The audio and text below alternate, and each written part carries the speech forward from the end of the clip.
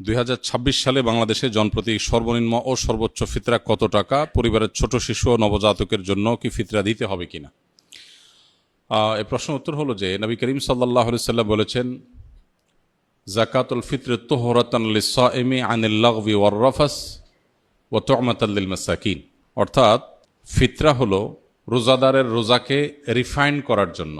রোজাদার রোজা রেখে ভুল কিছু বলে ফেলে, অহেতুক কোনো কথা বলে ফেলে, কোনো কাজ করে থাকে যেটার ফলে রোজার গুণগত মান ক্ষুণ্ণ হয়, এ সকল ত্রুটি বিচ্যুতি থেকে রোজাকে পরিচ্ছন্ন এবং পবিত্র করবার জন্য ইসলাম ফিতরার বিধান দিয়েছে। এজন্য রমজান মাসের শেষে আমরা যে ফিতরা দিয়ে থাকি, সদকা ফিতর দিয়ে থাকি, এটা মূলত আমাদের পুরো মাসের রোজাটাকে পরিচ্ছন্ন করার জন্য, এটাকে অন্য সব ভুল ত্রুটি থেকে পবিত্র করে আল্লাহর কাছে গ্রহণযোগ্যতার উপযুক্ত করা, এটাই হলো এই ফিতরার অন্যতম উদ্দেশ্য। ফিতরার আরেকটা উদ্দেশ্য নবী সাল্লাল্লাহু আলাইহি ওয়াসাল্লাম বলেছেন, সেটা হলো তু'মাতাল লিল মাসাকিন, মিসকিনদের খাদ্য দান কর্মসূচি। পৃথিবীর ইতিহাসে এটাই সম্ভবত সর্বপ্রথম ব্যাপক এবং সমাজের সর্বস্তরের মানুষের জন্য, দুস্থ মানুষের জন্য খাদ্যদান কর্মসূচি। আজকের পৃথিবীতে বহু খাদ্যদান কর্মসূচি, কর্ম বিনিময় খাদ্য, নানান প্রজেক্টের কথা আমরা জানি, কিন্তু ১৫০০ বছর আগে আল্লাহ নির্দেশে নবী করিম সাল্লাল্লাহু আলাইহি সাল্লাম রমজানের শেষে সকল রোজাদারদেরকে, সচ্ছল রোজাদারদেরকে যে ফিতরা দেওয়ার নির্দেশ করেছেন, এটার উদ্দেশ্যই হলো যে ঈদের একটি দিন অন্তত সকল অসহায়, দুস্থ, গরিব, অভাবী মানুষের বাসায় খাবারের ব্যবস্থা যেন থাকে। আজও পর্যন্ত পৃথিবীতে যত খাদ্যদান কর্মসূচি আছে, এর কোনোটিকে আল্লাহর দেওয়া ইসলামের এই ফিতরা ব্যবস্থাপনার সাথে কোনোভাবে তুলনা আপনি করতে পারবেন না। একযোগে গোটা বিশ্বের এত অভাবী মানুষের খাবার অন্য কোনো ইস্যুকে কেন্দ্র করে পৃথিবীর কেউ আজও পর্যন্ত দিতে পারেনি, যেটা রমজানকে ঘিরে ফিতরা কেন্দ্রিক খাদ্যদান কর্মসূচি মুসলমানরা গোটা বিশ্বব্যাপী করে থাকে। তো এই ফিতরা সম্পর্কে আমাদের অনেকেরই জানার থাকে, এবছর ফিতরা কত, এটার মূল কনসেপ্টটা আমাদের একটু জানা দরকার। ফিতরা কি প্রতি বছর চেঞ্জ হওয়ার জিনিস কিনা? আমরা প্রতি বছর তো ফিতরার দাম, মূল্য নির্ধারণ হয়ে থাকে। তো এটার উত্তর হলো যে ফিতরা যেহেতু খাদ্যদান কর্মসূচি, খাদ্যের পরিমাণ, পরিমাপ এটা শরিয়া ঠিক করে দিয়েছে। খাদ্যের মূল্য দিয়ে যদি ফিতরা আদায় করা হয়, তাহলে সেক্ষেত্রে খাদ্যের মূল্য তো উঠানামা করে, সেই হিসেবে ফিতরা কত হয় এক এক বছর এক একটা হতে পারে। নবী করিম সাল্লাল্লাহু আলাইহি সাল্লামের হাদিসে গম, আটা, জব, খেজুর, কিশমিশ এই সমস্ত খাবার দিয়ে মূলত ফিতরা দেওয়ার নির্দেশনা নবী সাল্লাল্লাহু আলাইহি সাল্লাম দিয়েছেন। এখন এই খাবার কি পরিমাণ দিতে হবে, এখানে আগের যুগে যে খাবার মাপার যে বিভিন্ন পাত্র ছিল, ধামা জাতীয় বিভিন্ন সাইজের, সেই পাত্রের পরিমাপের মধ্যেও একই পাত্র এক এক এলাকায় এক এক রকম ছিল। এর উপর ভিত্তি করে সামান্য এদিক সেদিক একটু কম বেশি এর পরিমাপ এর ব্যাপারে ওলামাদের মত পার্থক্য আছে।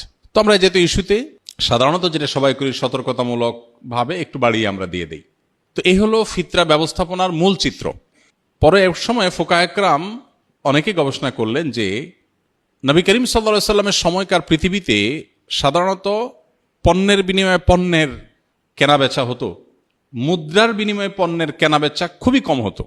এখন যেমন পণ্যের বিনিময়ে পণ্য, মানে কেউ চাল দিল, চাল দিয়ে সবজি নিল, এটা যেরকম খুব রেয়ার কেস, সে যুগে মুদ্রা দিয়ে কেনাবেচাটা খুব কম হতো। বিশেষ করে স্থানীয় বাজারগুলোতে মানুষ মুদ্রা দিয়ে পণ্য কেনাবেচা যেমন করত, আবার পণ্য দিয়ে পণ্য কেনাবেচা হতো। অর্থাৎ মুদ্রার ইম্পর্টেন্সি বা এটার ব্যবহার এখন যেরকম গোটা পৃথিবীতে ব্যাপকভাবে এটার উপরে গোটা পৃথিবী দাঁড়িয়ে আছে অনেকটা, তখন সেটা এভাবে ছিল না।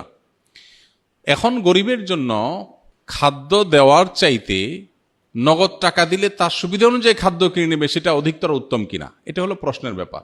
অনেক আমাদের মতে এটা যেহেতু গরিবের জন্য বেশি উপযোগী, তার সুবিধা মতো কিনতে পারে, এই জন্য ফিতরা মূলত খাদ্য দান ব্যবস্থাপনাই। তো টাকা দিয়ে দিলে তার মতো সুবিধা করে সে কিনতে পারলো, এ হলো মূল বিষয়। এখানে একটা বিষয় বলে রাখি, আমাদের মতো দেশে হয় অবশ্য বহু মানুষ আছে অভাবী, যাদেরকে ফিতরা দেয়া যেতে পারে, এরকম অভাবী গরিব মানুষ আছে, কিন্তু পৃথিবীতে অনেক দেশ আছে যেখানে আসলে এরকম সারা দেশের মানুষের খাদ্য দেওয়ার মতো ওরকম উপযুক্ত মানুষও খুঁজে পাওয়া যায় না খুব বেশি। যেমন সৌদি আরবে আমি দেখেছি গরিব মানুষরা ফিতরার চাউল তারা খাবার দিয়েই দেন, সৌদি আরব উলামা একরাম টাকা দিয়ে দেওয়া, এর প্রবক্তা নন, তারা খাদ্য দিয়েই দেন, সাধারণত চাল দিয়ে দেন। তো এখন একজনের পক্ষ থেকে তারা 2 কেজি 2.5 কেজি চাল দিয়ে দেন, ফ্যামিলি কয়েকজন হলে ওইভাবে তারা বস্তা করে বিক্রি করেন দোকানগুলোতে। সব রমজান উপলক্ষে ফিতরার চাল বিক্রি হয় বিভিন্ন প্যাকেজে, 5 কেজি 10 কেজির বস্তা। তো আমি দেখেছি যে সেখানে গরিবরা অনেকেই চালের স্তূপ হয়ে যায়, কারণ গরিব তো খুব কম, ফিতরা তো সবাই দিচ্ছে আর সবাই তো চালই দিচ্ছে। তো এমনও দেখা গেছে যে গরিব মহিলা উনি পিক আপে করে মসজিদের সামনে আসছেন চাল কালেকশন করার জন্য, এবং এটা কমন চিত্র সৌদিতে। সবাই যে পরিমাণ চাল দিছে, উনি ওই পিক আপ রেখে দিছে সামনে, রেখে বসে আছে, সবাই চাল এনে এনে ফেলে দিচ্ছে, পিক আপ স্তূপ হয়ে গেছে। পরে এই চালটা কি হয়, বাংলাদেশি ইন্ডিয়ান যারা সেখানে শ্রমিক বা প্রবাসী আছেন, অনেক সময় দেখা যায় যে চাল দাতা কিনেছেন 30 রিয়াল দিয়া, ওইটাই মহিলা বিক্রি করতেছে 15 রিয়ালে, প্রবাসী বাংলাদেশি বা অন্য যারা আছে তারা সেটা কমে কিনে নেয়। তো এটাতে দিন শেষে আসলে ওই যে গরিব যে তার ক্ষতি হলো, অর্থাৎ লসটা মূলত তার হলো। এটা একটা বাস্তবতা। এর প্রেক্ষিতে ওলামায়ে আহনাফ, অনেক ওলামায়ে কেরাম বলেন যে ফিতরা যদি টাকা দিয়ে, পয়সা দিয়ে দিলে গরিবের আরো বেশি উপকার হয়, তাহলে সেক্ষেত্রে এটা দিয়েও দেওয়া যাবে, কিন্তু মূল লাইনটা হবে ওই খাদ্যকে কেন্দ্র করে। কথাটা বোঝা গেছে? তো সেই হিসেবে এই বছর সম্ভবত 110 টাকা সর্বনিম্ন, কারণ ওই যে ফিতরা তো কিশমিশ দিয়ে দেওয়া যায়, গম দিয়ে দেওয়া যায়, খেজুর দিয়ে দেওয়া যায়, অতএব ভ্যারি করে। যখন আপনি সবচেয়ে ভালোটা দিয়ে দিবেন, পরিমাণও কম বেশ আছে, এক একটা এক পরিমাণ, তো সবচেয়ে ভালোটাতে যখন দিবেন তখন দাম অনেক বেশি হবে। এই জন্য সর্বোচ্চ ফিতরা এবার ধার্য হয়েছে সম্ভবত 2800 টাকা, আর সর্বনিম্ন 110 টাকা। তো এই যে টাকা, আপনি কি টাকা দিবেন নাকি খাদ্য দিবেন? এটা যদি বলেন, আপনি যদি কোনো গরিবকে খাদ্য দিলে তার উপকার হবে, আপনি জানেন, কোনো সন্দেহ নেই। আমার দেশে বহু গরিব আছে যাদের খাবার দিলে, আসলে চাল কিনে দিলে, ডাল বাজার করে দিলে তার উপকার হয়, তো আপনি খাদ্য দিয়ে দিবেন। আমি ব্যক্তিগতভাবে সাধারণত ঈদকে কেন্দ্র করে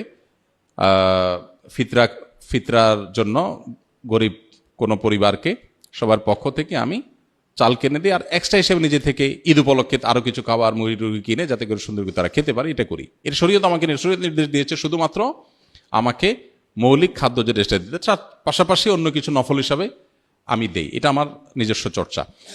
বাট এটা নিয়ে যে পরিমাণ আমাদের মধ্যে আপনার বিতর্ক, বর্ষা এবং অনেক বেশি এটা নিয়ে আমাদের দেখা যায় পাল্টাপাল্টি বক্তব্য, এটা অনভিপ্রেত। ওলামাদের এই সমস্ত ইজতিহাদি বিষয়গুলোতে, গবেষণাগত বিষয়গুলোতে একেবারে আপনার জাবর কেটে কোনোটাকে সঠিক কোনোটাকে রং বলে আমরা সাধারণ মানুষ অন্তত সোশ্যাল মিডিয়াতে এটা নিয়ে পাল্টাপাল্টি করা কোনো অবস্থাতে উচিত না বা গ্রহণযোগ্য না। আর ফিতরা দেওয়ার ক্ষেত্রে বাচ্চাদের পক্ষ থেকে ফিতরা দিতে হয়। ফিতরা পরিবারের কর্তা যিনি, তার পরিবারের সকল সদস্য যারা তার অধীনস্থ আছেন সবার তরফ থেকে তিনি ফিতরা দিবেন। এমনকি যে বাচ্চা ঈদের আগের দিন জন্মগ্রহণ করেছে, আর যদি তারপরে জন্ম হয় তাহলে তার জন্য ফিতরা নেই। মোদ্দা কথা, সকল পরিবারের সকল সদস্যদের তরফ থেকে ফিতরা হবে, তবে কেউ যদি মারা গিয়ে থাকে তাহলে তার তরফ থেকে ফিতরা প্রযোজ্য হবে না।